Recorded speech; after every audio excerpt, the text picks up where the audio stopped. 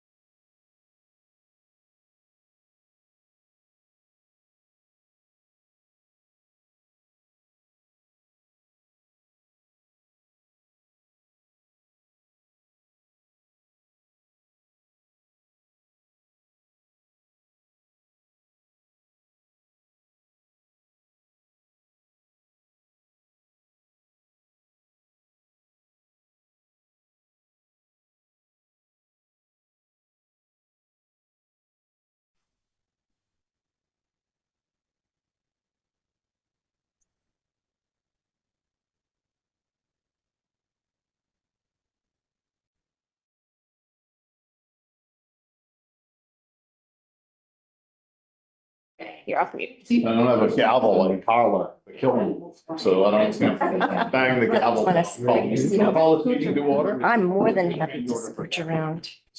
Pick up. There we go. I will stick. Oh, yeah. You're good, Nancy. Thank you. So 6:03 getting started. Let's do a roll call attendance to start. John Coot. Mark Doxa. I'm here remotely for the moment. Ari Greenberg. Here. Ken Grizel. Here. Kirk McCormick. Here. Mike Mazzaro. Here. Ron Powell. Here. Greg Stepler. Here. Nancy Toomey. Here. And Pat Tompkins here. We'll move on to the next item on the agenda tonight is a public comment. Is any public comment? We'll go left to right. Nancy, did you have your hand up? No. Okay, I didn't think so. And we try to keep it to 2 or 3 minutes. I'd appreciate it. Yeah. 'Cause, there's a few of you that want to speak, want to give you the opportunity, but, if they're. I won't even bother to stand. It's such a It's small fine. room. Kate Harrington, 2 Summit Drive. I'm a member of Council on Aging, but decidedly speaking as an individual tonight. I've been thinking a lot about the resistance to adding a divider to the Flex program room, and I've been baffled by a number of things. The fact that we hired an architectural firm with experience building well-regarded senior centers / community centers with rooms of varying sizes as part of the design, but we don't have that. By the fact that at some point in the design, you looked at the gym and the multipurpose room and said, let's make it more flexible and put in dividers. But you look at the Flex program room and say, now we're good. You approved a design that has rooms with very specific purposes, the maker's room, the game room, and now you're willing to look at those rooms and say, we don't need them. You chose a design that ignored the very persistent problems that have been expressed about space for some of the most important services provided within Pleasant Street, Shine and other social services, and made no provision for them other than sharing space and continuing to devalue these programs. I was baffled until a realization hit me. The issue isn't whether or not the divider is needed. The issue is that the request centers on improving seniors' experience, and therefore it doesn't matter. Recal began because something needed to be done to address the shortcomings at Pleasant Street. 3 separate research reports each concluded that seniors in Reading were being underserved, and somehow the need to address the deficiencies of the senior center turned into a supposed need for a community center, and seniors have been taking second place ever since. Recal purportedly is designed to be a senior hub with dedicated space and programming for seniors. However, we've been told repeatedly that if the dedicated space isn't being used for senior program, it can be taken away for a Mommy and Me program, even though seniors themselves have absolutely no meaningful input into the programming within the building. We're being set up for failure and pushed to the side. Reading seniors are losing their senior center. They will benefit by being in a new building, but nothing I've heard to date about the planning for the operations of the new building tell me that seniors will be better served. And I am willing to lay a bet on the table right now that in 5 years, if the same research is conducted again, the results would conclude that Reading seniors are still being underserved, and we will be regretting decisions about the design of the building. Thank you. Hi, Jean Prado, 25 Orchard Park Drive. I am a member of the Council on Aging, but I'm here this evening as a town resident. I have been in this town for 54 years, and trust me when I say sports, activities, and education is very important to me. Sports, priority within my family, professionals, the whole bit. So please do not think that I am against physical activities. I'm here this evening for the divider. Why needed? What's old is new again. Small rooms are necessary for many reasons in senior centers. Today's senior population is very different from years back. It's not the same generation of the staying home and just sitting, or as many think of seniors watching TV or knitting all day. It's different now. Seniors are very active, involved in community services, exercising more socialization. They are on the go, here, there, and everywhere for some. My concern is the seniors that do not have an interest in physical activity programs, but would enjoy educational and informational programs. The senior generation in this town has given their time in the past and present within the community in various forms of volunteering and, of course, paying their real estate taxes.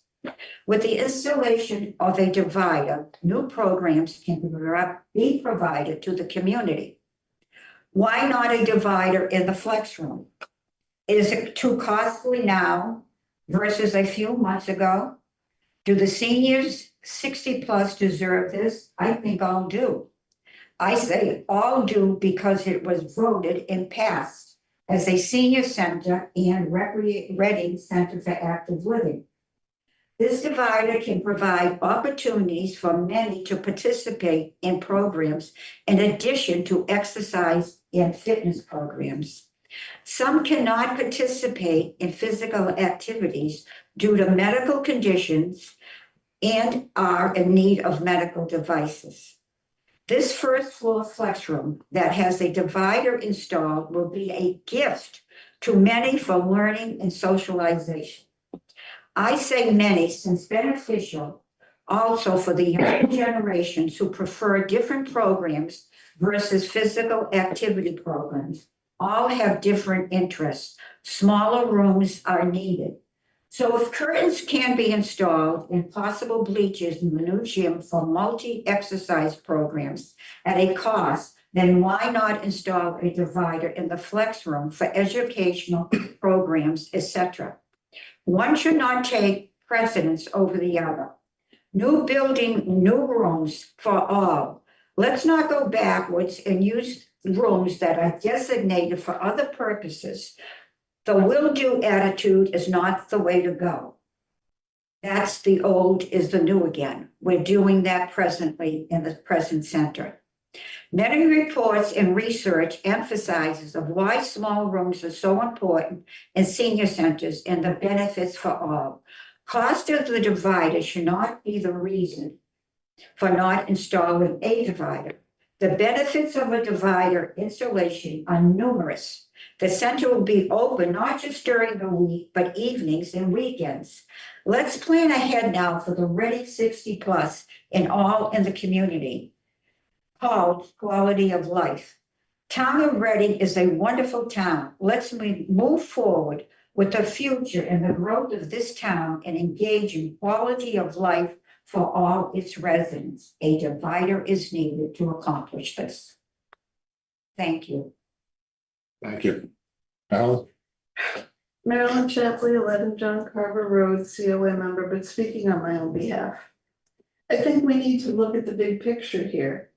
The conversation has morphed into discussion of divider features, but the fundamental issue isn't about a piece of construction material, a divider.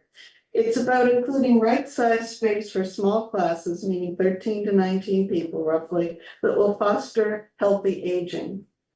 I'm talking about classes such as the humanities, info on aging, info on specific healthcare and caregiver issues, strategies for downsizing, managing retirement finances, beginning a new hobby, practicing foreign languages, landscape planning 101, chorus practice, acting, learning how to plan world travel, how to find work after 60, and so forth. The logic here is really very straightforward. First, research shows that these types of classes foster, I'm quoting, curiosity, exploration, and discovery, as well as socializing, which in turn results in healthier aging for the 60+ population, keeps mind sharp, keeps people engaged, causes them to learn new things. It's a win-win for them. Younger participants who are looking ahead or perhaps advising aging parents may also benefit from these programs. I don't see them necessarily being restricted to 60+. I do see them emphasizing things that are on topics that the older people do need to know about, but not exclusively. Next, there's massive research on the benefits of small group learning, roughly 13 to 19 in all the studies I've found. Large group lectures simply aren't effective for adult learners. Personally, I envision multiple simultaneous classes, as well as evening classes, and perhaps even weekend-long workshops on some topics. This is what other community centers offer. So what we need is dedicated space in the Recal building that is right-sized for small classes. About 500 square feet would do it. Some could be a little smaller, but 500 sounds about right. But at the moment, there are none. There are spots where a class could be offered if we displace some other valuable program, but that's a nothing plan.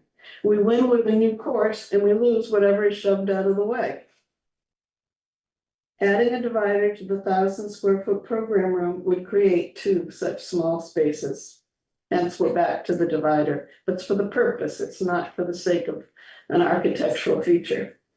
Virtually every other recently constructed community or senior center that I have visited, and I've been to many, include at least one small conference/classroom space for unspecified programming.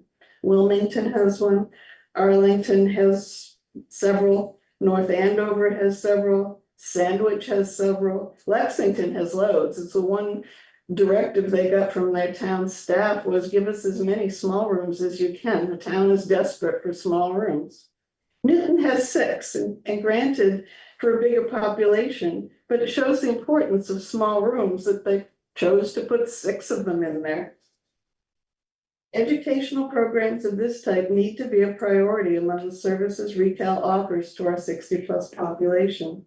They will benefit our community, and yes, they are also likely to be solid revenue generators. Participants pay really well for good courses. Please, let's work together on this. Thank you. Don? Just quick, I don't have anything to say. I think, I've been to a number of senior center / community centers, and the flexibility that these kinds of room dividers offer is a win. And I think that that's something that we really need to consider because, like Marilyn just pointed out, other senior centers, community centers offer this type of flexibility in terms of how we use spaces. And I think it's, this is the time to have this discussion, and I know it's on the agenda tonight. So I look forward to hearing the discussion as well. Thank you. Thank you all. We appreciate the continued support and the active involvement in the project.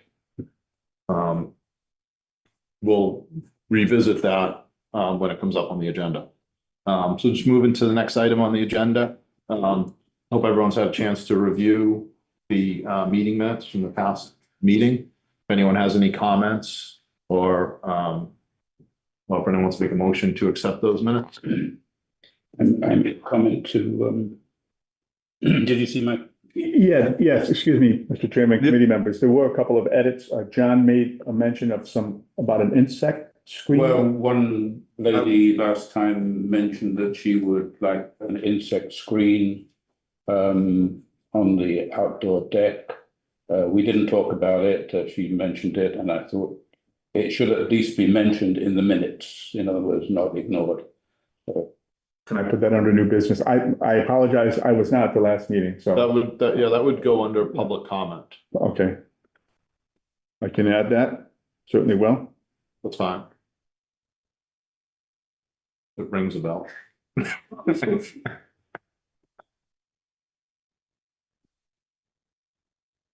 Move to accept the minutes as amended. Second. Second. Oh, Don't beat you to it. Any discussion or comments? We'll vote, John Coot, Yes. Mark Doxer, yes. Kirk McCormick, Yes. Ron Powell, Yes. Greg Stepler, Yes. Nancy Toomey, Yes. Pat Tompkins, yes. Motion passes.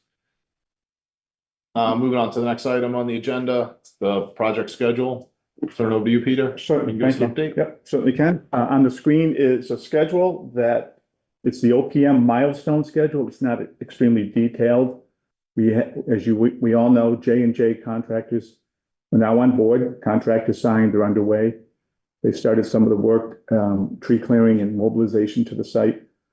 Nonetheless, we had a conversation the last couple of days, including today, which was a kind of a kickoff meeting between our office, the architect, the H+A, and J&J. We kind of got some ground rules established, so to speak. They are currently assembling a schedule, a detailed schedule, or what we will call a baseline schedule for the project. We expect to have that within 2 weeks for our review, and we'll bring it forth to the next meeting. In the meantime, on this schedule, I inserted a few line items that I've highlighted here, rows 48 through 51, just kind of a snapshot look ahead of what's expected. So row 48, as you can see, the contract was signed on the 17th of March, which also signified the notice to proceed, which in the contract, there's 499 calendar days from the notice to proceed for substantial completion. I just wanted to point that out, which is currently right here in this row. That's just kind of a contractual thing if you are interested in knowing. But nonetheless, in the next, say, 60, 90, 100 days, they're going to be mobilizing to the site, which effective started March 17th. They expect to be done with the tree clearing, the mobilization, the site prep, the fencing, the end of April, which April 1st is tomorrow. Begin foundations May 1st, and they'll be done with foundations, currently expected to be done June 30th, with structural steel for the framing to arrive on July 1st. These are some plus or minus dates, but this is a kind of a look ahead for some key milestones in the days ahead. Again, more details to follow with the full schedule from the contractor coming in the next couple of weeks. So J&J has agreed to the dates that you just. These are actually their dates. Okay. They've actually secured these dates with their vendors. So I extracted these dates from them today and wanted to insert them for tonight's discussion. So these are different than what's in the packet. The schedule. Thank you, Mike. Yeah, so thank you for that update. Sorry about that. So when I sent the package out on Friday, it had different dates. I did not have the dates from J&J. So this is an updated schedule as of this afternoon. I wanted to insert it. And I will include this in any edits from tonight's meeting in the final package after tonight for your files. So yes, that's what we're looking at. So this is the OPM schedule, the schedule that we get from the contractors, the one we'll be looking at. Yes, extreme details. With the idea though, one thing's for sure, contractually speaking, is the notice to proceed was day one. And the contract says 499 calendar days, substantial completion, provided there's no claims or delays for whatever reason. But if everything went smooth sailing, 499 days from the 17th of March is July 29th, 2027. Again, just kind of a plug and play numbers, if you will. And then after the schedule, these are some of the dates we've anticipated following. I'll just highlight these down through here. Whoops. The punch list activities, some training, owner training, as-built, warranty period being a 10-month timeline after substantial completion. And then below that, row 60 down to say 70 is a look ahead, which we will be working with the design team and the building committee on the furniture and equipment and procurement of the technology, both the design, the acceptance, and then the procurement, fabrication, delivery, and installation as the project winds down towards substantial completion, which again, we're thinking, as you can see here, the summer of 2027, June, July, August, knock on wood, so to speak, soft opening, end of August, 2027. Maybe use a timeline, Labor Day. Think occupying in the fall. Right, we think occupying in the fall of Occupying 2027. fall of 2027. Things go right and there's no delays along. Exactly right, exactly.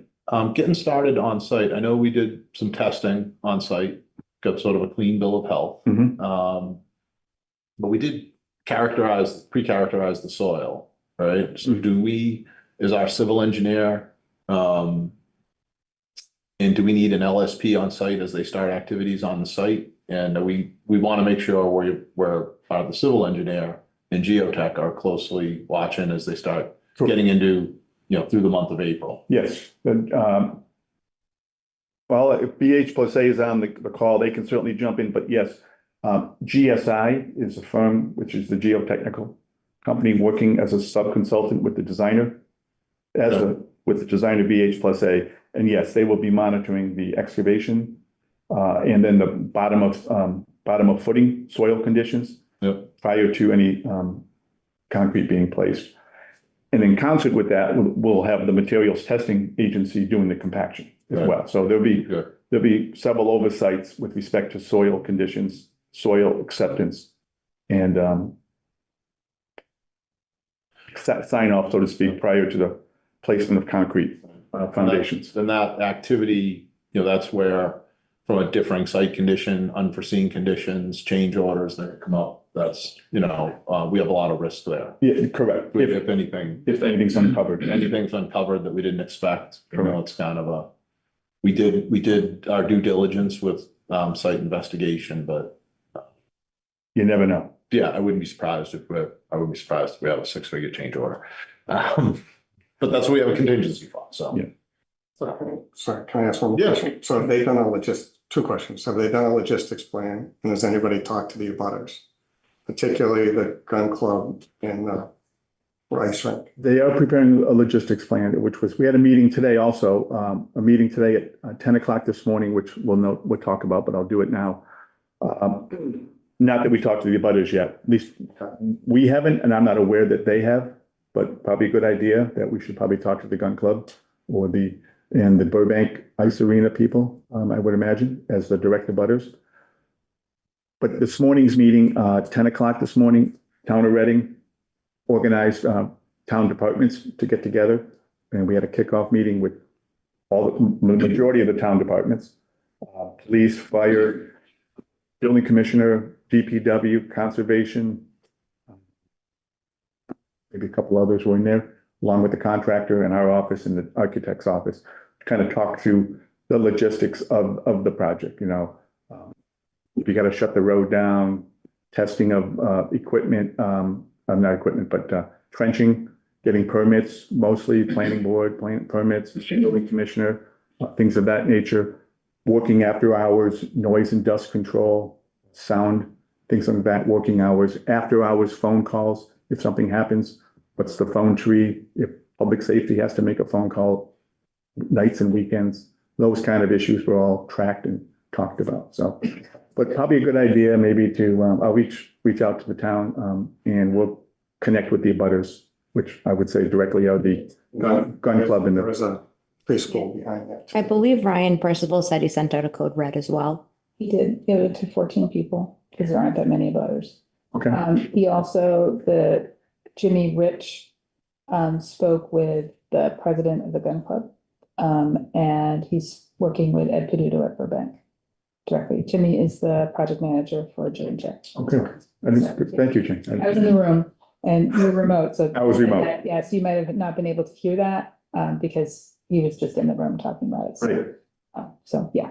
Okay. That worked. All the conservation issues have been looked at and you know, all the prep that has to go on for the site, have they? Order of conditions. Order of has been- conditions Yeah. has been filed and, And Chuck is working Okay. on that right now. He's not signed off on the building permit yet. Yeah. For the Okay. conservation side. Yeah, they actually did a walkthrough a week ago Thursday good. with the conservation, just to set up the silt fencing, the limits of the tree cutting, things of that nature. So prior to the tree removal contractor being done, conservation officer requested another walkabout to see if there's any lingering trees that may need to be removed that were not initially identified. Good. Can you put the closed captioning on the Zoom, please? And the building permit is You have the- underway, but not finalized. The building commissioner has signed off. No, building commissioner signed off on pickleball. He's waiting for conservation on pickleball. They're both waiting for some more information on the building permit for this. They went over that today in the pre-construction meeting. Okay. Is there a partial permit for them to work? I think they'll, If they're starting on the Site- job doing site clearing and that sort of They can thing, do there's that. generally like a demolition permit. Yeah. yes, conservation has authorized the tree clearing and the grubbing and the site, and as well, the building commissioner has anything to do with the building yet, but yes, Right. approval has been allowed Yeah. to move forward for the next 30 days, let's say. And if the building permit got held up and they got to concrete foundations, I assume they would pursue a building permit, a foundation permit to get that going while they resolve any building permit issues. Yeah. That would be typical. No, the town rep is Kevin, right? Kevin Cabuzi? No, Yeah, the town's rep. well, the town's person who's liaising with the town and the contractor. So it's us, John. I thought Kevin was also getting involved. Kevin, I think Kevin was from a facility standpoint, Kevin and Joe were somewhat splitting duties, but Kevin and Joe tend to work closely together. So I would think, We're all working, if I could say that, we're all working pretty close together, Yeah. quite frankly. Well, I mean, our office is working close with Joe and Kevin, and certainly the town departments when we can, and we try to get all of ourselves together when we can. With Andrew with planning. Andrew, correct. Chuck with conservation, Brian Percival, the engineer, he's really involved with the road piece of it. We all work very closely together. The procurement office has been great. Josh and Katie been working well, organizing things. So I think the flow of communication is very robust. I think it's great. Mr. Chairman, Colin has his hand raised from BH+A. okay, yeah, Colin? Yeah, I was just gonna let you know there's a comment from Karen that came in regarding the tree removal. Sorry, did not Yes, do that. what's happening? What is being done with the trees that are being removed? Are they leaving Reading? There they are. Yeah, Probably as wood chips. yeah. I don't think the specifications have any requirements for the trees to remain in Reading. No, they did not. And they would be removed and disposed of at the contractor's discretion. Mhm. Okay, anyone else have any other comments or questions on the schedule? Thank you, Peter. Sure. Are we talking about the pre-construction meeting later? Six one half dozen the other, if you want to kick it around now, because it's kind of on the table. No, I Sounds like a just, good time. I just wanted to mention that there will be a groundbreaking ceremony on April 16th at 9 a.m. That will be by invitation only. But everybody in this room will be invited. The Council on Aging will be invited, the RPPA will be invited, Select Board will be invited. Various other, Plymouth Building Committee will be invited. Did you say 15th or 16th? The 16th, 16th. Thursday, the 16th at 9 a.m. 16th, Thursday, you said, And you'll receive an invitation. 9 a.m. We will coordinate shuttle vans over the site. We'll work with Burbank to make sure we can park on site. So we'll sort that out in the meantime and let people know. All right, Excellent. and I gotta buy some shovels. J&J's got some of those. That's what we need to figure out. We have to bring our hard hats. That's right, bring the hard hat. Bring our hard I hats. have 2 hard hats in my office. Heck, What color are we wearing? Rocket red. Oh, that would be smart. Yeah. Mine's white. Okay, thank you. Anything else on the project schedule? Okay, On I'll to the keep, project budget. sure, moving down to the project budget, let me just make this appropriate size. I know it's small font. Nothing really new to add besides what's been added to the budget for today's invoices, along with one other item, which is open for other discussions later, or we can do it now. I've highlighted it right here. The architect proposal for some surveying control points that were part of the project to establish the benchmarks and the horizontal and vertical survey points for the contractors, both at the pickleball and at the recal building. So the pickleball one is a different control point coming out of a different budget, but here's one in this project here. And if you want, we can go right to it right now, or I can wait till later. Come on over here, Mark. It's on the, yeah, why don't we go right through it right now? So let me just go back up to the agenda, if you don't mind. I just thought I'd mention it while I'm on the budget. So I have it right here, item 11. This is a new thing that came in this afternoon. It was other new business that was not anticipated. So here it is, BH+A proposal dated for establishment of property survey control points and benchmarks. And survey proposal is right here, came in today. It's $1,800 plus a 10% markup for the architect. They have a sub-consultant, and certainly BH+A on the call can join in on the conversation, please, if you need to. It's establishment of the survey benchmarks for the horizontal and vertical points for the contractor to establish their building points to construct the building. Typically speaking, yes, a town or an awarding authority or the owner establishes and provides benchmarks for a contractor to build from as a typical point of information.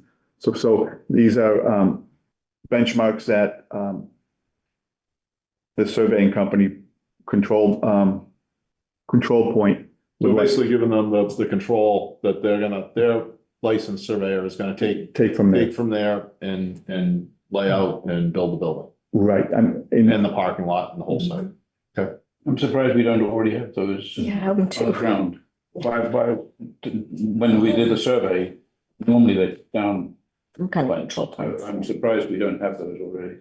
I'm gonna defer that to some of the BH+A team, Colin or Joel, who's ever on the call. Together. Yeah, the survey is a inherited survey from going back to Weston and Sampson Oh, when yeah. the land was purchased, and so that wasn't anticipated to do a benchmark. And when we had them go out and do the tree survey, it was decided to wait on anything like that until the site's cleared and all that, so that the benchmarks don't get lost and damaged. So Torn down. Yeah, that makes sense. but it's mostly because the survey was already done and we've just been completing it incrementally as needed.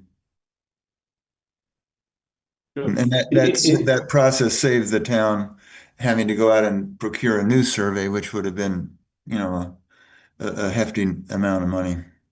Which we didn't have at the time. Joel, will these be permanent after the project is over? Will we have monuments set? We can have monuments set. That's usually a different piece if we want to. Might make sense to do that. Yeah. Aren't we improving the road as well? Part of it. Don't we need something like that? The road. The development back there. Well, what we're giving the contractor is control that they can work from. Everything that's within their scope of work that they need to construct, they should put in per plans and specs at the location shown the drawings based on this control we're giving them. line and grade, 2 points, whatever it is that we give them.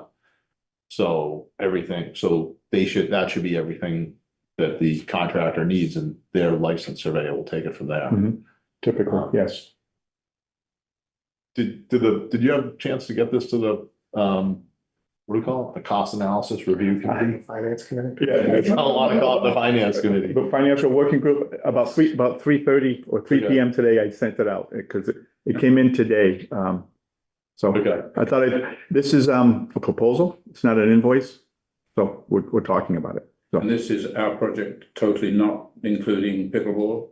not include, Joel, not including pickleball. No. Pickleball has a separate budget and a separate control point. It seems to me we need to get somewhat involved in pickleball. Because now we're in the ground.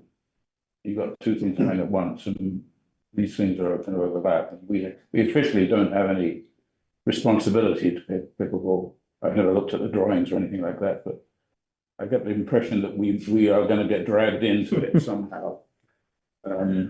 The drawings, I'm sure they're a public document, and they're available. They are. Yes, I know, but I was told not to look at them. I never told you not to look at them. I chose not to look at them. Yeah, I didn't. For me, if I pick up the phone and call a surveyor and go out to one of my job sites, if I got a bill that was under $2,000, I'd be doing cartwheels. It's gotta be a hydrant on that street. Generally, the hydrant is a point that is fixed. Yeah. That they can take off of, we can get whatever, we can cite that for the time being. And then from that, set a monument later, if that's not included as part of this. Yep. So there's gotta be a fixed point somewhere on that street. It comes off Haverhill Street. Brings it down there and at least at the fork in the road. There's gotta be something there so that for further development, you've got something going. We should get an as-built from the contractor at the end of the job. Absolutely. I don't know if it calls for a licensed as-built, a licensed stamped as-built. Don't they need to have provide a survey of the foundations? I'll jump in for a second. My understanding is certainly the contractor will do and provide the information of how they built the building with line and grade and elevations, horizontal, vertical, and so on. However, we want to make sure they start at the right spot. Yes, absolutely. We don't want the building to put in and somebody comes back and says, hey, you're 20 feet off. Well, where'd you get the point from? And that's where I think We gave it to the us. town gave it to us. And that's where I think it's important that wherever the starting block is accurate. And who is responsible for providing the accurate point? I believe the town would be, or the owner. Yeah. Therefore, that's why, and Joel, please jump in. That's why I think something like this locks in the starting block. So the contractor says, here's where I start dimensionally, vertically, horizontally. Right, because you have to tie the contractor's surveyor to our survey that all the design was based on.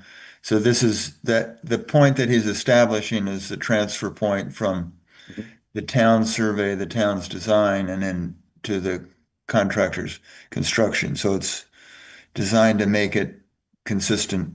So you're not starting with two different vertical points. That's the most important issue. The vertical points can be complicated.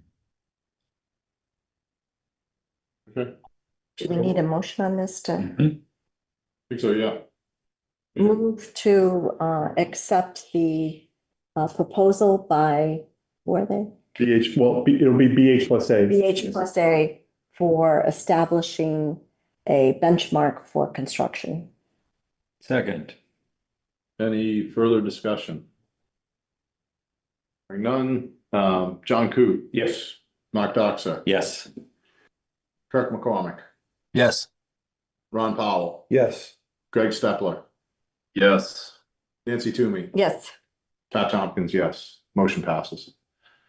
Back to the budget. Back to the budget. So here it is. Here's the bottom line with today's information. I did include that $1,800 we just approved to the committed column. So 19. Very efficient. there it is, just as a what if. So that's it Okay. on the budget. Anyone have any questions on the budget? Moving on to project updates. Has the commissioning been talked about? Or that's something, Well, we're gonna get to or you that. got a line item? We got a line item right here. Yeah. There's a cost, there's a line item in the budget for commissioning. And in April, May, we're gonna be doing the procurement on commissioning. Correct. And then the materials testing? Coming up next. So let's get to the elevator trade bid first. You're jumping ahead. Yeah, good. You're anxious, which is good. Ready? So project updates, from the OPM's perspective, we do need to talk about at some point the elevator trade bid, which everybody is aware of that story, with the status of that issue. So there's that, and then the materials testing and inspectional services. I do not have a full recommendation as of yet. I will get that done on the next couple of weeks. I'll bring it forth to the financial working group. I would like to say, I should have came up with a number, but we do have a number, meaning, let me go back to the budget for 1 second. We do have $70,000 set aside. Not that it's all going to go to them, but that's the budget line item. And everything is a unit price based on quantity for the materials testing and inspectional services. We have 3 firms that are pretty close based on the estimated quantities and the unit prices. I just needed to confirm some of the, hopefully, consolidation of these services that can be done with the different firms. And my example would be, they priced out a technician to come out and do soils. And then there's another price, a unit price for a technician to come out and do concrete inspection, and another technician to come out and do rebar inspection, and so on. Ideally, if we're going to have a technician on site, maybe we can get a daily unit rate for a technician who's on site when all the activities are happening concurrently. And this one technician is skilled enough to do soils in the morning, do rebar inspections late morning, do concrete casting and soils fabrications in the afternoon. So we're not bringing in 3 different technicians at 3 different rates on the same day. We have one technician who is multi-skilled, multi-disciplined, can do it all at a consolidated, more efficient cost per unit. So that's the kind of the negotiations that we're talking through at this point. Also, there's some of the firms are close by in terms of the area. So maybe the picking up in the travel cost and the, particularly after the concrete cylinders are fabricated, they have to come back a couple of days later and pick up the cylinders. So maybe that cost can be eliminated because they're close in the neighborhood, something like that, or we can negotiate it into the price. So just wanted to get those kind of little nuances worked out with the vendor or the material the testing company. That said, if it's okay, I wouldn't mind, because we're not meeting again until what is it, May 6th. We may need to have some soils done late April, potentially. So it'd be good to have a materials testing and inspection company on board. If it's okay, maybe we allocate, let's say, at this point, we don't have to really allocate anything, but allow the OPM to bring forth a recommendation to the financial working group on the firm that we have a recommendation to go forward with. They're real close, some of these numbers. Again, just wanted to make sure we can be most efficient with the use of the money and the use of the technician's time. Yeah, I think you're right, and I appreciate the different machinations you're going through to make sure that you're covering all possibilities when we get to the other side, so we can be as cost effective as possible. But I don't think we want to wait until May to get the testing inspections on board. Right. I have a feeling that J&J is going to want to go fast, and we want to make sure we're supporting them. And I think that we can, I'm not exactly sure what we need here.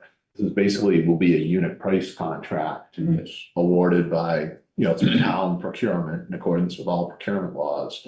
But I would certainly be comfortable if we feel like we need a committee voting to allow that, Harry to proceed with that, looping in the financial working group, and obviously going through, town procurement. Have a budget not to exceed. Do we need a budget not to exceed 70,000? Is that what you're suggesting? Well, I was thinking that, but there's really no, we're not giving them a lump sum budget. Okay, because it is by. It's unit price, but I mean, we have 70, we can allocate for ourselves for materials testing and services. Pick a number, 40,000. Right. And we have 30,000 left over. If we need more, we'll reload the allocation, but otherwise it's available for other things. The budget determines the procurement. Right, so if it's, under 50,000, it's one thing, if it's over 50,000, we gotta bid it, so we need to know how it should be done, and So not it's to, gonna dictate that, and then we have to put it in combines anyway, whatever the budget is, so, Which we did. okay. So everything's been advertised in the Central Register, in combines, and the newspapers. And we had 6 firms that submitted. So everything's, in my view, is above board from the procurement rules. so do we want to, I would Limited to suspect this would be $45,000. $30,000 to $40,000. Right. That's where it would come in, based on a little more than $1 square foot. Sure. The situation here is that the contractor is really controlling how much testing we end up with, and the soils are going to control all that. So how quickly he puts together his foundations, gets the inspections, all the rest of that stuff. But as soon as we strip the site of soil and everything else, and we find out what's really down there, down at the footing level, that's when it's going to start to get expensive. So if we have to do a lot of backfilling and removal of bad soil, then that's going to eat up a lot of that budget. So we're really kind of waiting for the contractor's schedule as to when he's going to do his pours and do it, things like that, in order to tell how much we're going to end up spending. A lot of it's going to be spent this fall. Mhm. So, that's going to, you can't really wait for that to happen. Yeah. You got to be prepared for it so that we can keep up with the contractor and not delay or eat into his 499 days. Mhm. Right. Yeah, it is soils and concrete and rebar the next several months. Maybe steel erection. Yeah, a little bit, there's gonna be steel, but there's not a lot of steel, but some. He's probably got torque control bolts and, Welds, yeah. both, yeah, sure. I mean, I would think afford, not to exceed $40,000, and someone wants to. pick okay, back a so, motion. yeah. That should get us a pretty, Could we, get us a pretty good way. but you're talking to just 3 of the. Right, yeah, because the other, Is the name secret, or can you? It was narrowed down in the previous meeting oh, you did it to too, 3. it was. And he showed us that. And my comment on the meetings was, could we see that for this? Oh, sure. So, I'll call it up today if you want.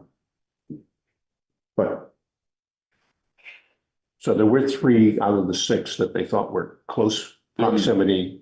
We should be picking from these 3. I've seen these names before on several jobs. They're all reputable engineering firms, or materials testing firms. One is very close to us. correct. And that makes it, maybe a little bit, sweeter for the town, but it's really, you need to see what everybody's bidding, and the negotiation that you're entering into right now is a good way to attack that, because I've seen them.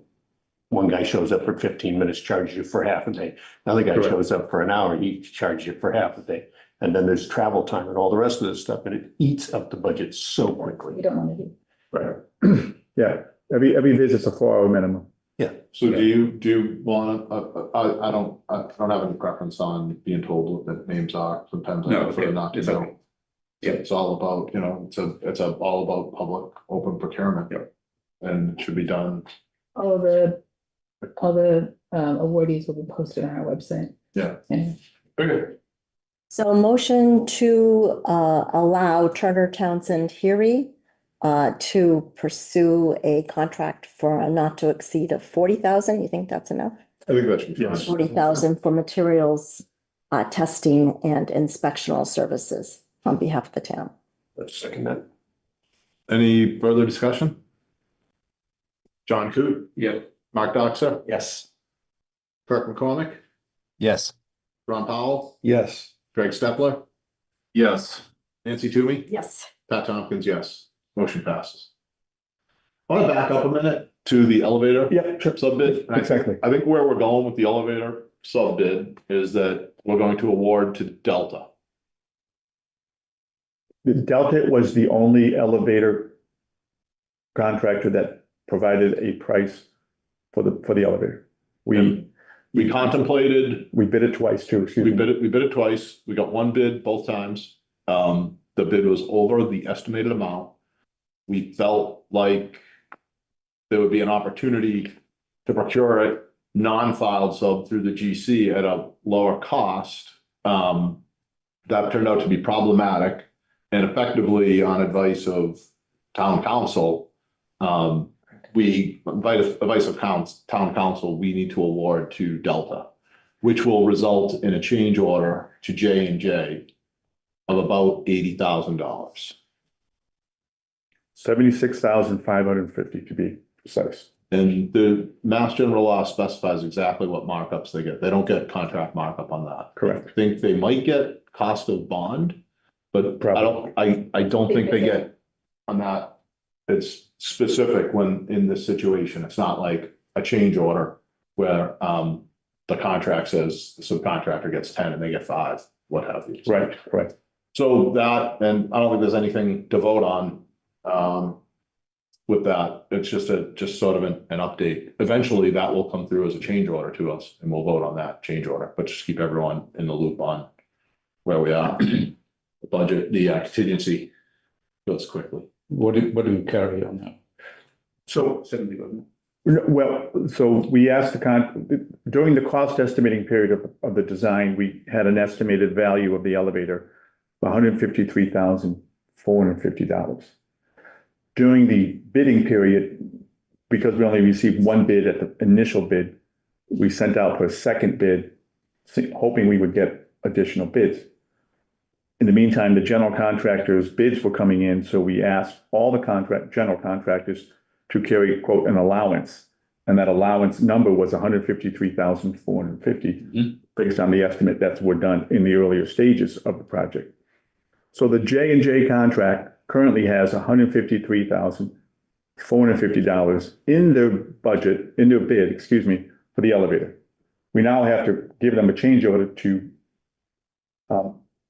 have them contract with Delta Beckwith, and their bid, Delta Beckwith bid is $230,000. Okay.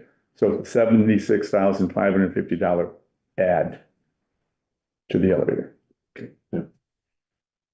And we don't want to belabor that any further, because, I mean, there should be, the elevator certainly doesn't go in first, but just say they take a long time to get, and you need the elevator submitted so that you can pour the elevator pit, which is the deepest part of the foundation, probably where they want to start their concrete. Correct. It's a hydraulic, right? The traction elevator. Traction, no hydraulic. Not a hydraulic. That's right, yeah, okay. So that's that. The other one is just the commissioning. We're working on procuring the RFP, work with the procurement office in April, May, get some commissioning services underway. That's pretty much it for the OPM. I can turn the microphone over, so to speak, to the design team. The next item, 6B. Do you have any updates, Colin? No major updates. I've been reviewing submittals, responding to RFIs.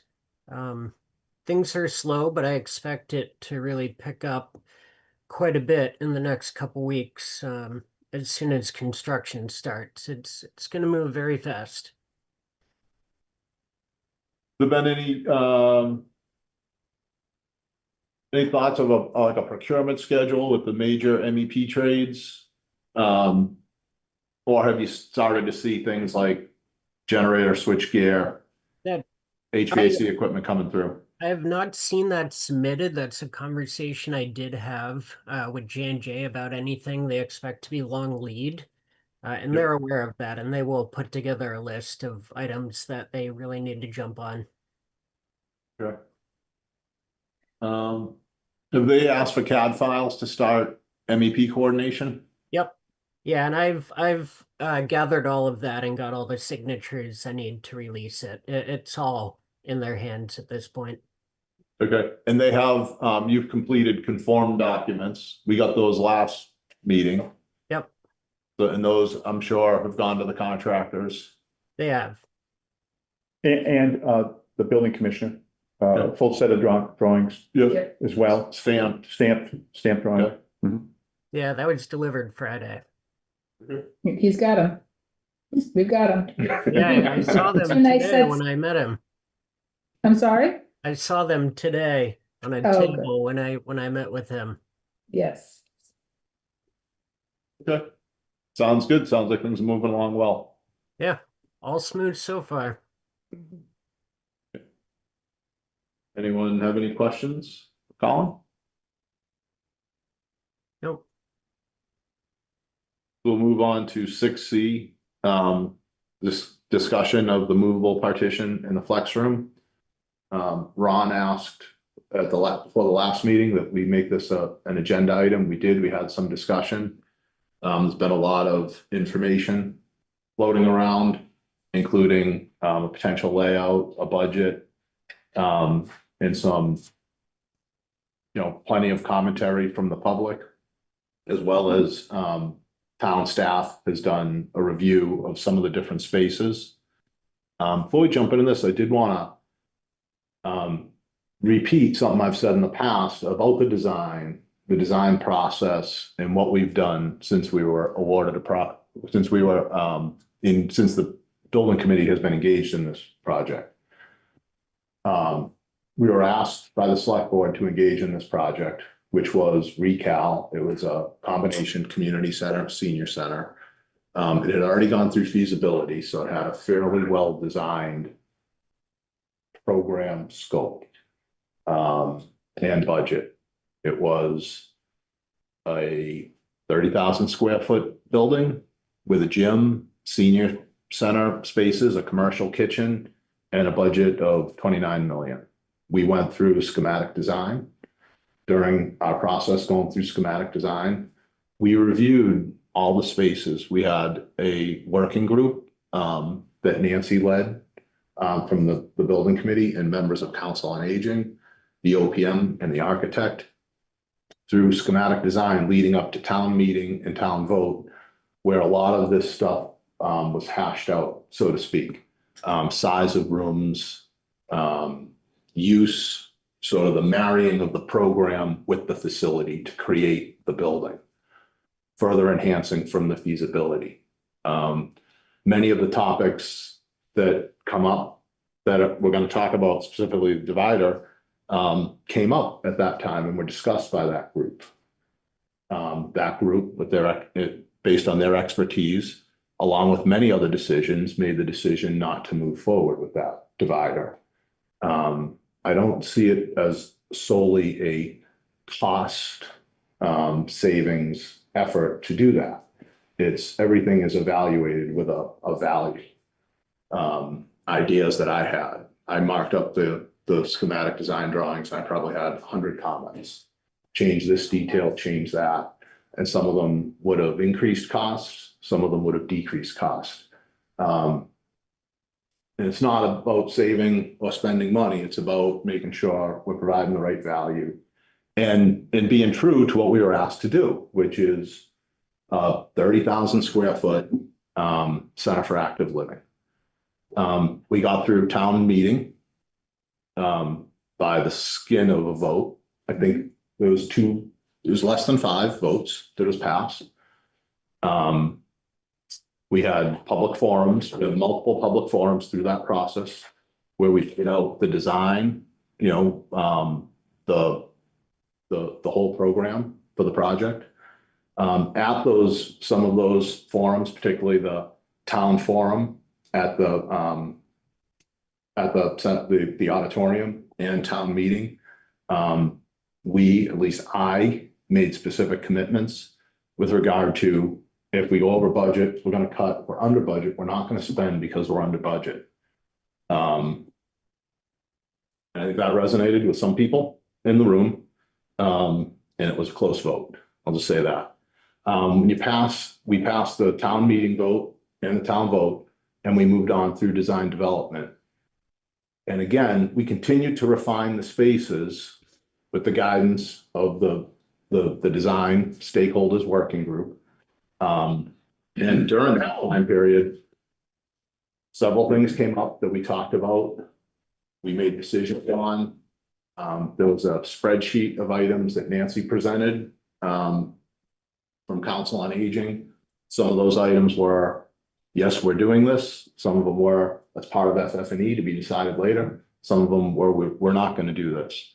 This particular item, the divider, wall, was brought up at that time and we voted on it. And we did not vote to move it forward. In my opinion, it was not a cost savings measure.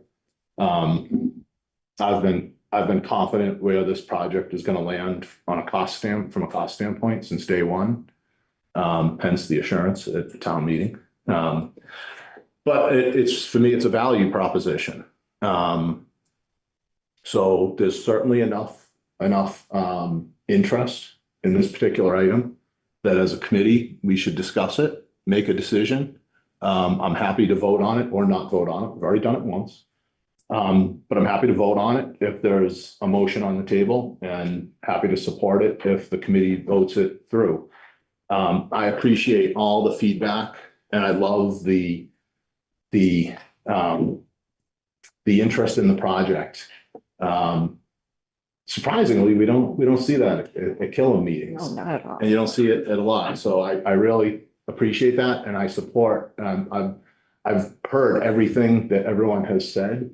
As a person and as a member right now, I'm open to hear everyone's opinions, but I would probably not vote for this. In my opinion, it's a programming issue. One of the things I keep hearing is, we want that 500 square foot room, and there are other 500 square foot spaces. There are other 1,000-foot spaces that might fit better for a use. When we we put a partition in the multi-purpose room, you'll have 2,000-foot rooms that might serve a purpose. A lot of the groups, hopefully, with the new building, a lot of the groups we're talking about will grow.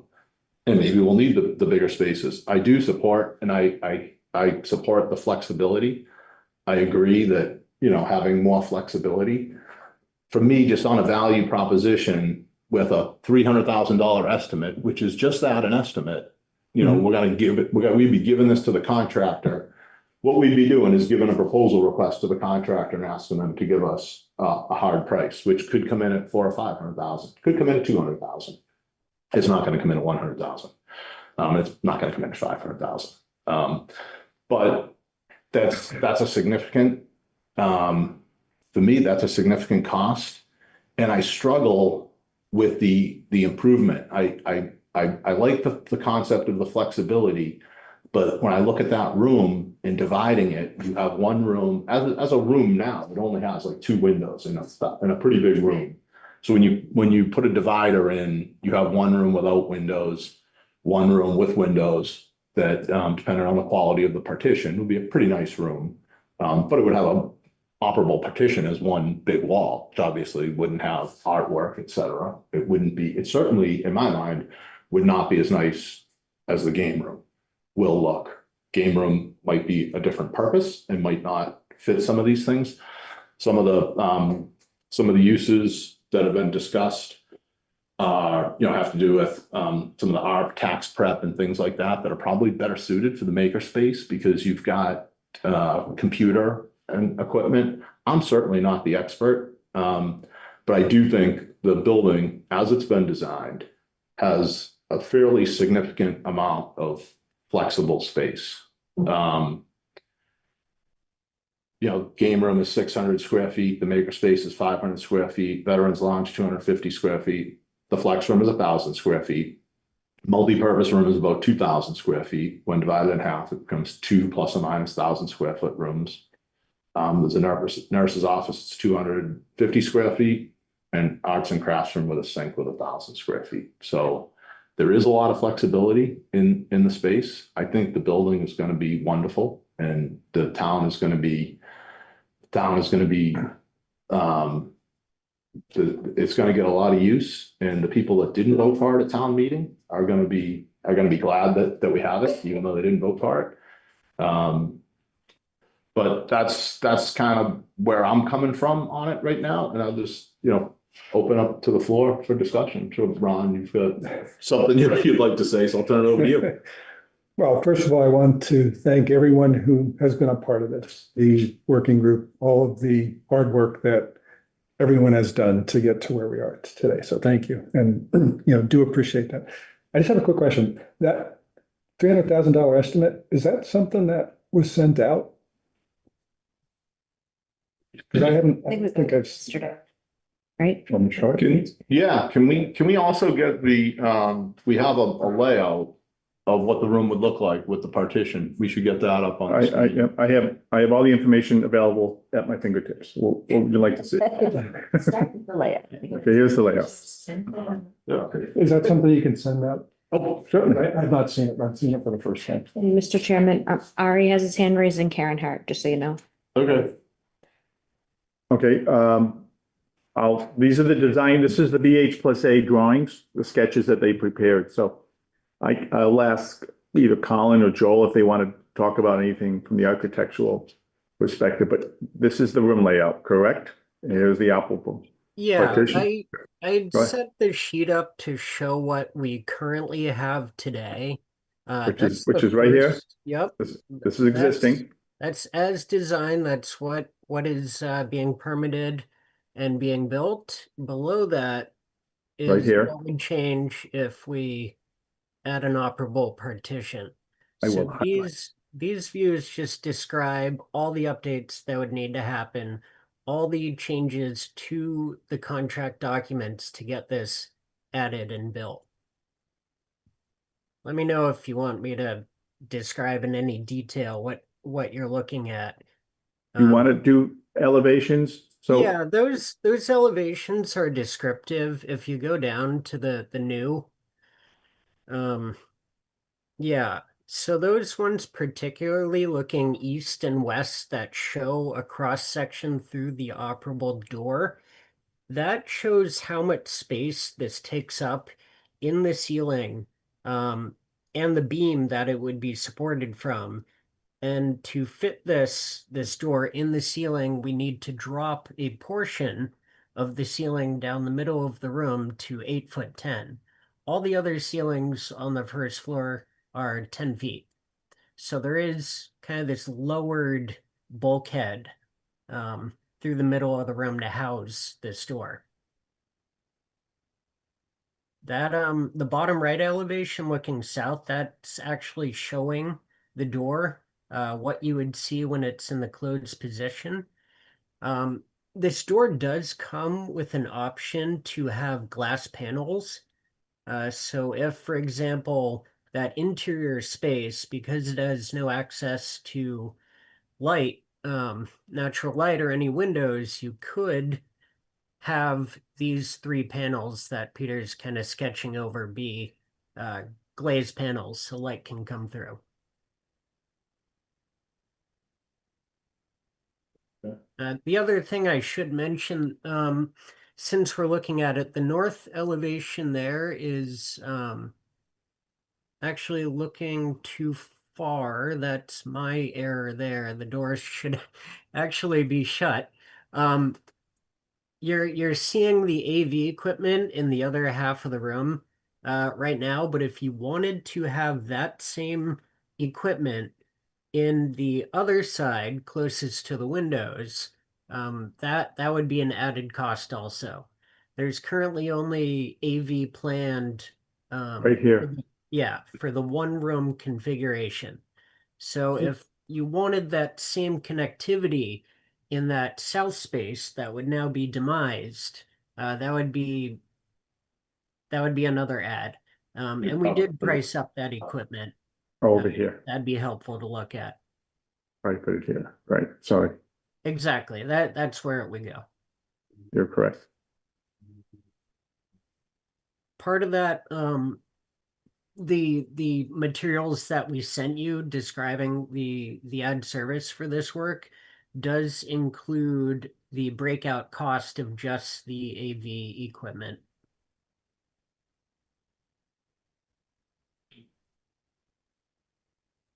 I'm gonna jump. Ari, you had your hand up?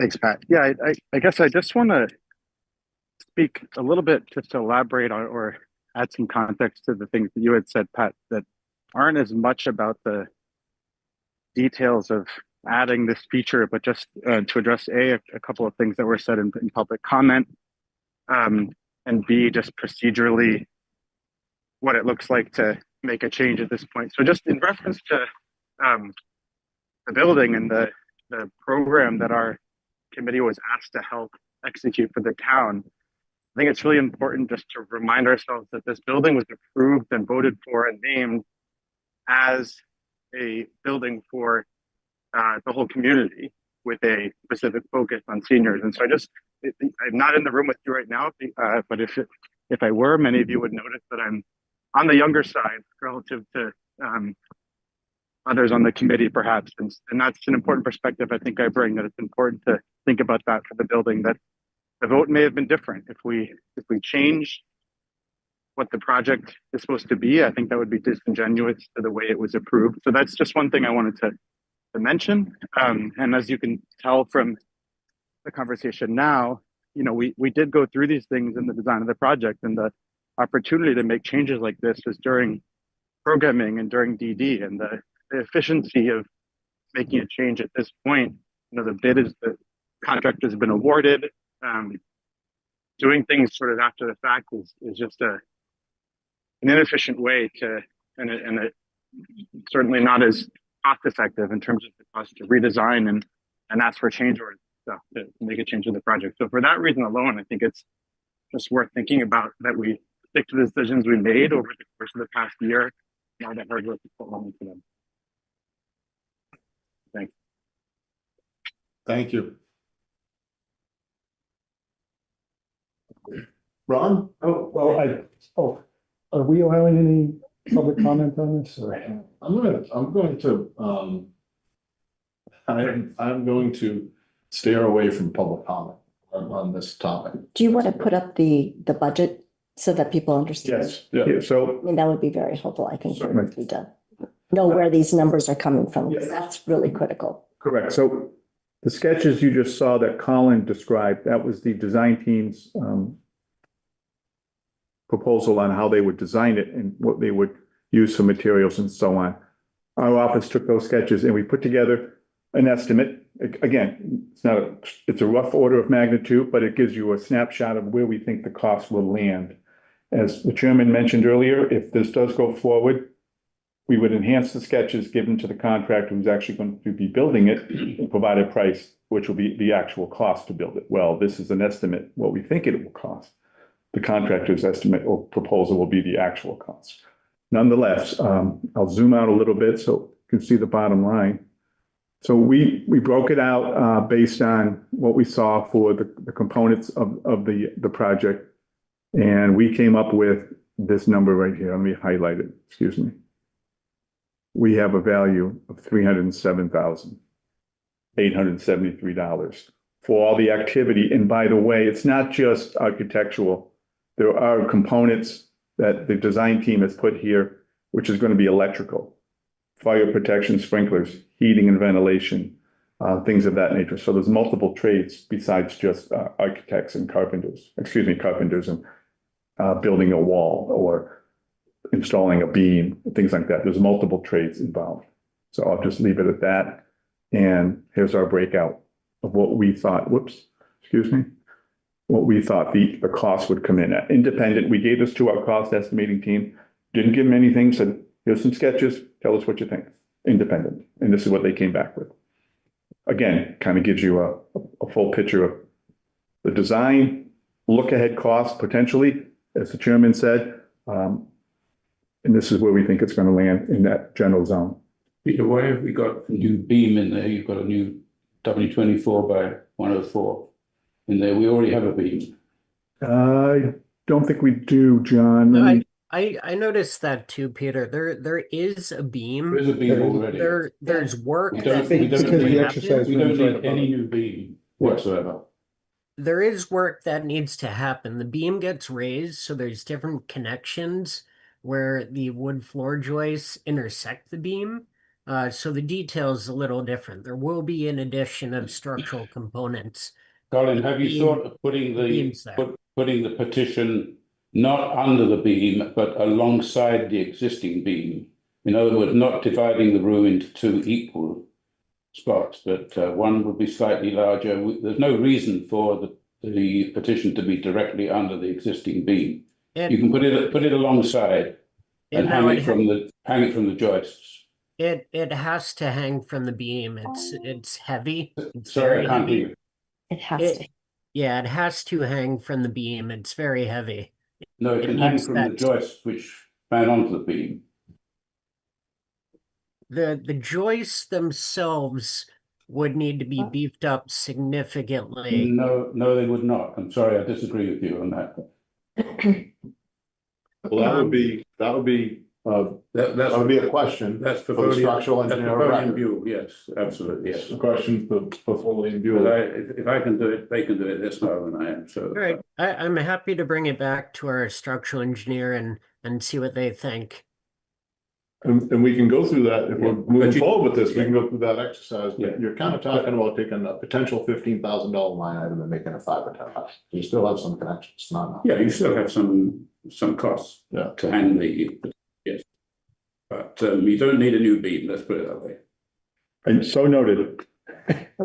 Are you talking about making the room not equal?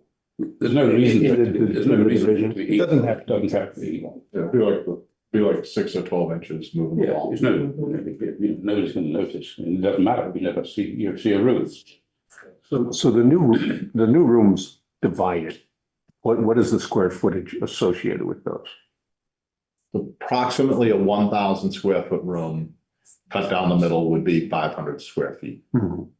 So we're in 450, 475, 525 if you move it over. I don't think that moves the needle from a use or from I don't really think it moves the needle. Most of the cost is in the petition itself, obviously. There's a lot. Well, yeah. If you want, we have, the assisted listening. So if you want to have separate systems, if you're AV, if you want your AV to be a separate system, I think you have to have your HVAC, not a separate system, but, and then everything that there are two separate units inside this room. Yeah. And it would come down to the line sets that go to them and how they get routed, because now this divides the room up. So getting the refrigerant from one side of that room to the other side of that room is going to be the hardest thing that you need to do there. Yeah, and you're probably jacking up that beam. John doesn't want to jack up the beam, so maybe that's starting to have more merit. But you're jacking the beam up very tight to the deck above, and below that is all partition, so any MEPs going over become difficult. Maybe you handle it, for refrigerant piping, maybe handle it with some beam penetrations. That was smart, we make them in the shop, and it doesn't cost that much. So there's a million different ways to skin the cat. You can bore a round hole almost anything. You're looking at something that's probably, in my mind, maybe you call it 250 to 350, maybe you call it 2 to 4.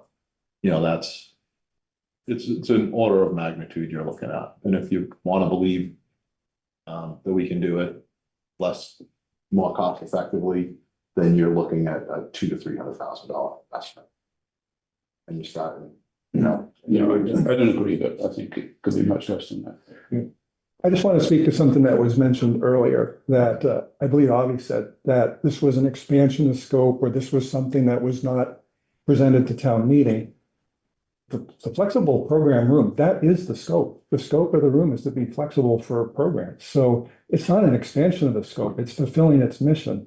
And at town meeting, one of the things that was presented was that we're going to expand programs to support in the new recount, 65 hours a week, which is 280 hours a month. And a part of that idea was to use the flexibility of the programmer to do that. I'm open to other suggestions if there's other ways we can make it work. But one of the problems, I believe in intentional design. One of the problems with using these other rooms is that those rooms have an intentional purpose, and we could use those rooms, but at the expense of depriving people of using those rooms for that purpose. So like if we say we use the game room, then the people who want to use the game room are not going to be able to use it while these programs are meeting. So I definitely want to explore different alternatives. I'm more than willing to be flexible to make it work, but we have to think about the fact that these other rooms are available, but they already have an intended purpose. So we also have to consider that as well. I just want to point out really quick, if I could, Mr. Chairman, that Yes. even though these rooms do have names, they're all intended to be flexible. And the programming in the space is going to be very flexible, and the staff can work around things. And there's no way that there's going to be 70 hours of card game playing going on on a weekly basis. So I just want to point that out, so if it says makerspace, it doesn't mean other things can't go on and won't go on. There'll be several things that go on in the makerspace that probably will have nothing to do with engineering or 3D printing. And that's the nature of the building. We need to utilize these spaces as best we can. I imagine we'll have more, we'll run out of ideas before we run out of space, but we just need to work with the town to make sure that this can work. Absolutely.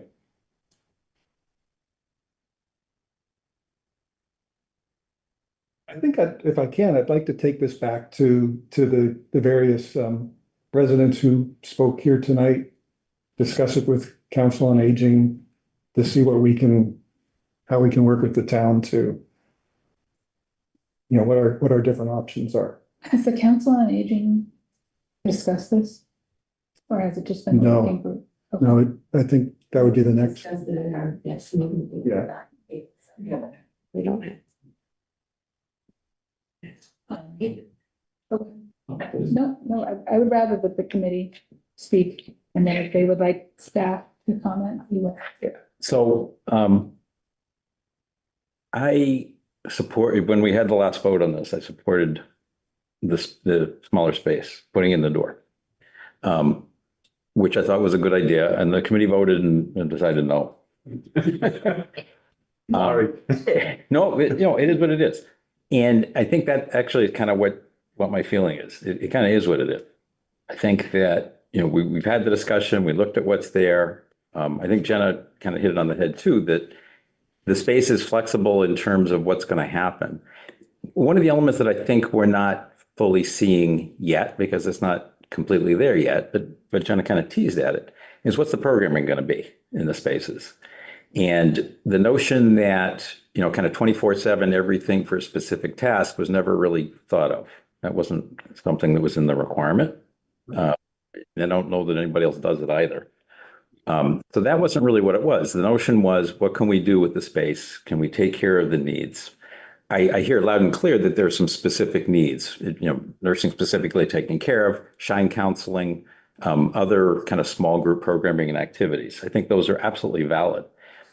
But I don't know that they deserve another dedicated space if the current design accommodates it. And I think that's where we're having the discussion. Yeah. Does the current design accommodate it? Are there spaces that can do it or not? So I think objectively, the answer is yes, we do have spaces to do it.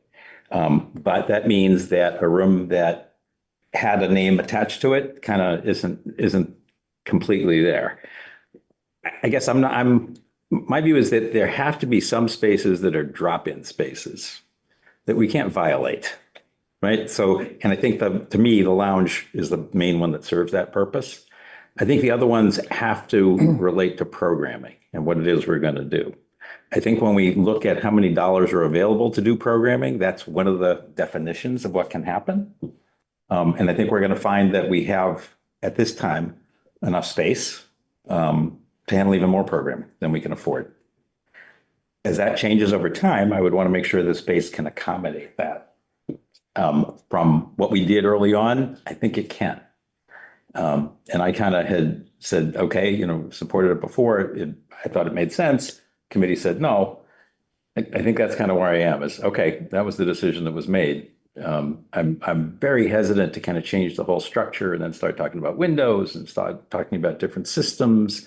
I think that once you start making it two separate rooms, it functions, in this case, less well as one big room.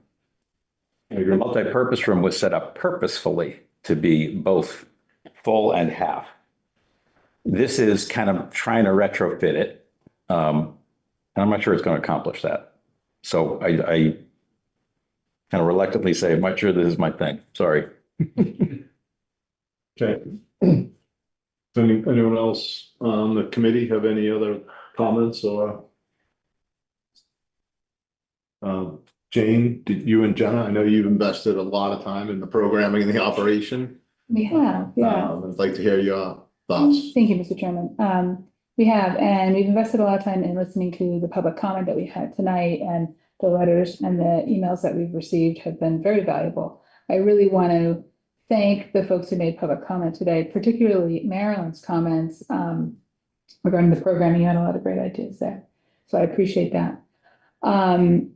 So I come at this with a few different views. I concur with Mark Doxer's comments. I don't think that this elevates the space. I think it diminishes the purpose of the flex room as a whole room versus the two smaller spaces. I absolutely hear the value of smaller spaces, and I concur with that. I also think we need to be prepared to expand some of those smaller groups in both in terms of being prepared for the increase in size, but also to offer more offerings of them. We need a caregiving group at night. We need a bereavement group at night. And so we need to do that. Staff has done an analysis on these rooms, and I think we're doing ourselves a disservice if we look at the game room and determine that it can only be used for games. Or that if you look at it, there's 71 hours of programming space in that room per week, or 284 hours of programming space per month.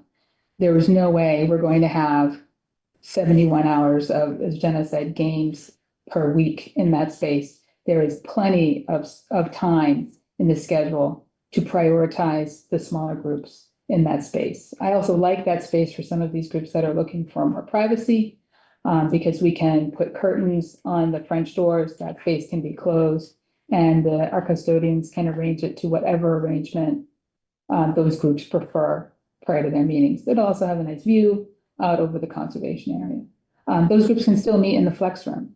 When it comes to, they can also meet in the makerspace. They can also, we can provide access for certain tasks and opportunities in the conference room for like some of the tax prep. Some of those activities need to have a printer and other equipment, and that aren't going to be available in the program. I mean, the flex room doesn't have those pieces as planned. So that's one piece. Second piece is I stood up at town meeting and took questions on this project, like you did, Pat, like you did, Mark, for 2 hours prior to voting on it. And we made promises to town meeting and inherently to the public that we would stay within the vision of what was presented. And what was presented was the flexibility of the multipurpose room with the design to, have that divider. The same thing was true with the gym.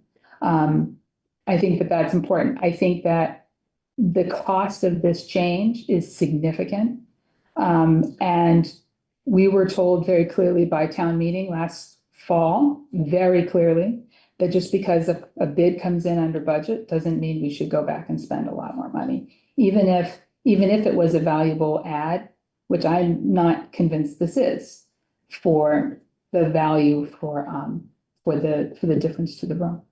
I think that puts us in a tough position to say, go back to town meeting and say, well, the 307,000 or the 200,000 to 400,000 was not ever planned.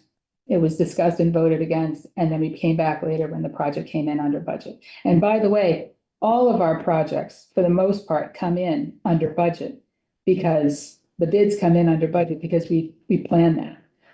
Conservative estimating is part of the game. I have to applaud BH+A and our OPM on their budgeting skills. With pickleball, they were right on the money. We got a very favorable bid, but other bids came in at what they estimated and higher. So I think that's I'm trusting them when they're telling us what these estimates are going to be. So I have an issue with, town meeting's been very clear with us. Our leadership has been very clear with us. Our finance committee's been very clear with us. When things come in under budget, please don't come back and ask for expansions in scope. And I consider this an expansion scope, but that certainly is debatable. Whatever the permanent building committee wants to do, I will support. And then my third issue that I view this with is the long view. And when we look at, and I'm going to be taking so much time in speaking, but we've put a lot of thought into this, is with what we're seeing with externalities affecting construction right now, and I'm talking about petroleum prices. We have had a shock we've had an oil shock. And I was alive in the 70s, but I don't remember the lines, but our parking lot just got significantly more expensive. And whether that cost will be there when we're ready to pour that paving, I don't know. I hope not. I hope that this settles down and we're past that. I'm concerned about other externalities. And so I am very conservative with holding on to our contingency budget as much as we can, so that if we encounter unsuitable soils that we have to ship out of there, which I don't think we will because we've done our due diligence, but surprises happen all the time. That's why we prepare as best we can. So those are the three perspectives I come at this with, and that is my only comment to people. I'm very grateful for the process, and I want to continue having these conversations. Because I think that we can do other things to provide a smaller feeling to the space without providing a drop-down divider. Now, that would mean you wouldn't get total privacy in two rooms at the same time. But in order to make some groups feel like the room is smaller and not, echoey or whatever the feeling might be, we could do movable partitions that are on wheels. We could put whiteboards on them for teaching purposes. We could have them fabric back for sound, dampening quality. So that's just off the top of my head. But I've seen those in other large spaces when you're trying to make small groups work, in breakout spaces, that sort of thing. So those are some of my thoughts. And I thank the chair. Thank you, Jane. Mr. Chairman, Oh, Karen was just wondering if she could comment before you move on, but I don't know if you're taking public comment or not, so just wanted to mention that. Okay, Jenna, did you have anything to add? I didn't. I completely agree with everything Jane said. I think that was really well said and is a good reflection of how all of the staff feels. Jim, Carrie, and I have all had this conversation as staff, and we feel similarly. Okay. But we do also appreciate the comments and understand the sentiment behind the comments, and we appreciate them. Thank you. And I also do appreciate everything the town has done. I know that you've asked us to work with you. I look forward to exploring different alternatives, so. Thank you. Okay. Agrees. Does anyone else on the committee have anything else to say, to comment? Before we move on, I wanted to limit public comment to public comment, but I know Nancy would like to say something, and Karen, if you can be brief, I would appreciate it. You can go ahead, Karen. We can unmute. Thank you. I appreciate that.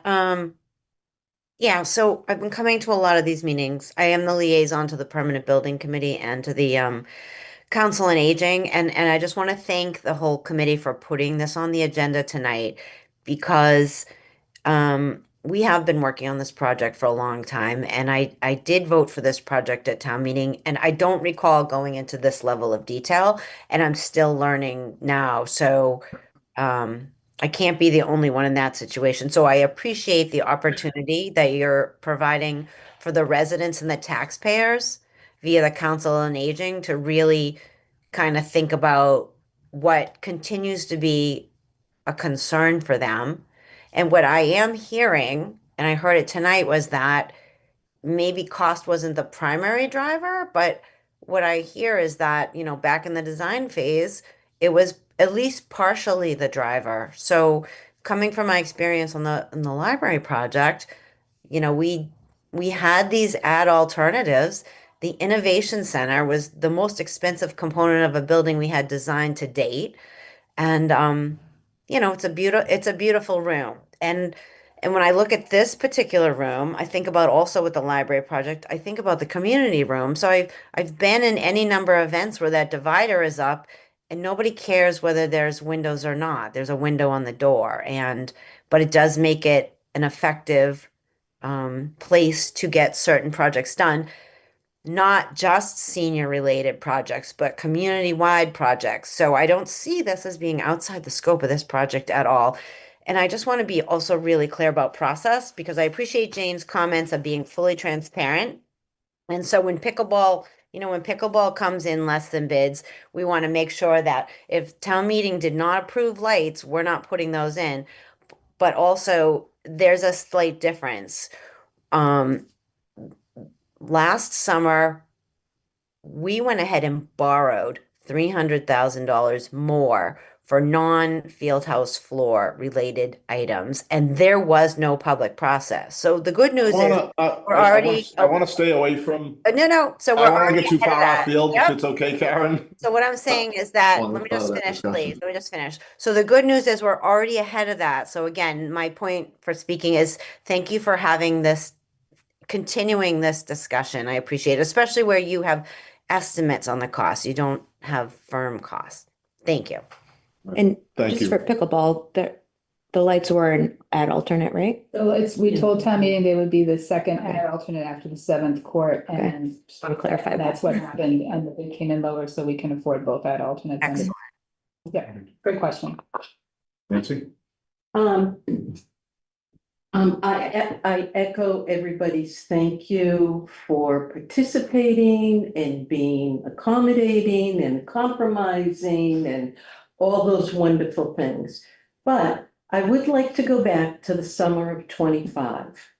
And the summer of 25 was when the project was in a bit of a turmoil. So Pat did a very good job describing the timeline through the process.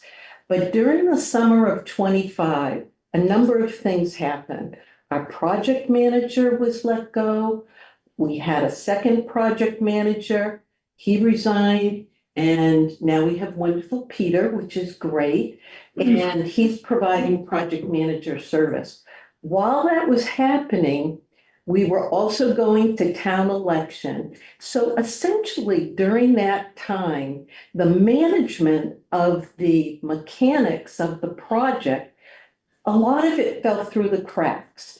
And that is exactly when the review of the schematic design happened, which was to be completed at the end of August. Now, I was part of that. Marilyn was part of that. Jean was part of that. Meetings all but stopped, and there was no discussion for like 3 months on the project design. And yes, when the permanent building committee we began to get back on track. We did do some review. It was at the assistance of Council on Aging in order to get some answers to some questions that were given during that phase of the project. And yes, during that phase of the project, I think it was July, the divider was voted down. But it was voted down without a lot of serious commitment. The permanent building committee members, I mean, your focus was at that point on concrete and electricity and plumbing. The focus was not on, do we have what we need in the interior of the building? So I would just like to correct that misconception. There was this hole during the summer of 25, which is why the group continues to bring this up, because small size rooms are important.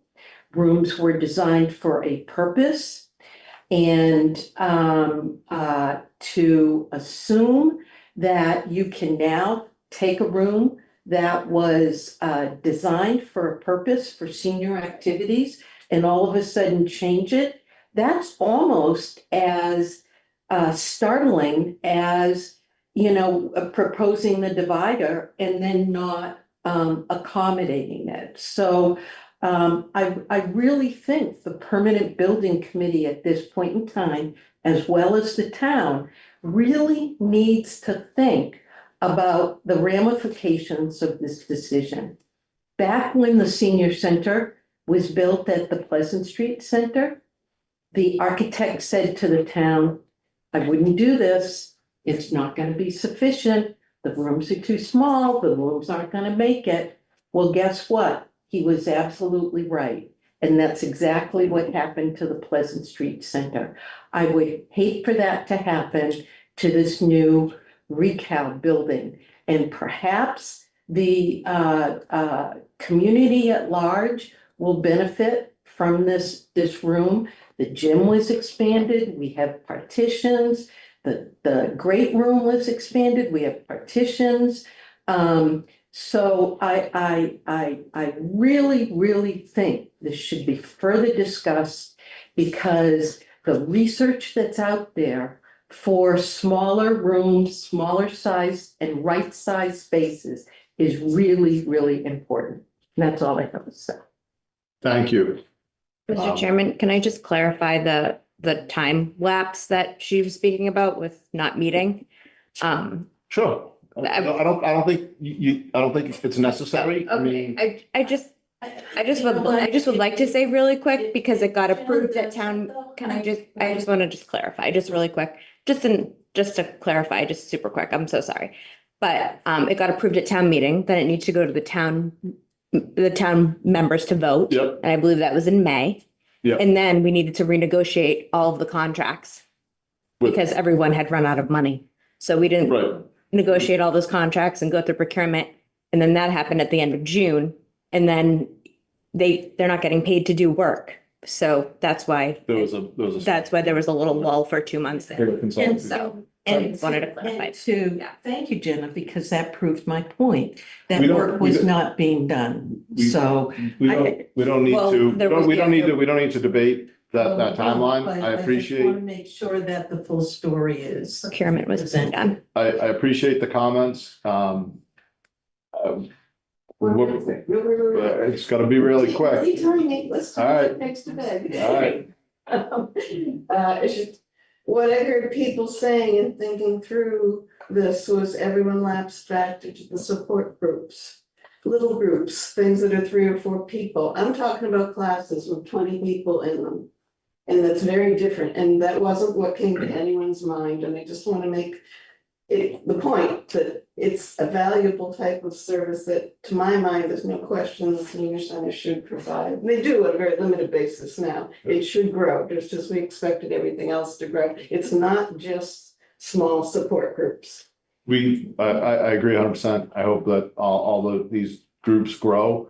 And I know we've worked very hard, and I know that the town staff is going to work very hard to expand the groups and through programming to utilize the space we have. And I think we have a good space. I told myself I was going to limit public comment just to the public comment, but I am always a sucker for, I'd rather hear more opinions. I'd rather hear more opinions than less, regardless of whether their opinions that specifically align with mine. I will say the one thing I don't fully agree with was that the permanent building committee was or ever was in turmoil. I'll just leave that and we'll move on. Unless there's any other discussion on this topic, I'm ready to move on to the next agenda item by the committee. So moving on to item 7. Of the minutes, which I think is the materials testing and inspection services. So we've already covered that, Peter? We did. So, yes, Mr. Chairman. So, if you don't mind, item 7A completed. We talked about that earlier. 7B, which was the surveying points, we touched about that. So 7 is complete. Number 8 is just informational, just to let the committee know what's been happening, as we kind of hit on them earlier throughout this meeting. A couple of meetings with the town departments on the 12th. We had a conservation walkthrough on the 19th. And we also had a coordination meeting today with the town departments, as was mentioned. And then also today, a kickoff meeting between the contractor, owner, and architect. So just that's all that is. Next one is item 9, which the town manager mentioned, which is the groundbreaking on the 16th of April at 9 a.m. That was determined this morning at the project pre-construction meeting. That's why it's not stated on it. Item 10 for consideration is one invoice from the OPM. I will rescind my comment. And other than the Reserve it, you? Reserve whatever. the cost control working group, still working on a name for this group. Cost control working group had a chance to review this. Yes, they did, and they agreed with The it. money man. The money. The money. Move to accept Turner and Townsend Heary's invoice number PJIN 0047,008 in the amount of $33,368. Any discussion? The vote, John Coot, Yes. Mark Doxer, Yes. Kirk McCormick, Yes. Ron Powell, Yes. Greg Stepler, Yes. Nancy Toomey, Yes. Pat Tompkins, yes, motion passes. Thank you very much. Item 11, we talked about that. Item 12, just the upcoming meeting dates, 6th of May, 3rd of June, 1st of July. Okay. Committee members, Mr. Chairman, that's what the OPM has to report this evening. Thank you. I'll accept the motion to Move adjourn. to adjourn. Second. John Coot, Yes. Mark Doxer, Yes. Kirk McCormick, Yes. Ron Powell, Yes. Greg Stepler, Yes. Nancy Toomey, Yes. Pat Tompkins, yes, motion passed. Thank you all.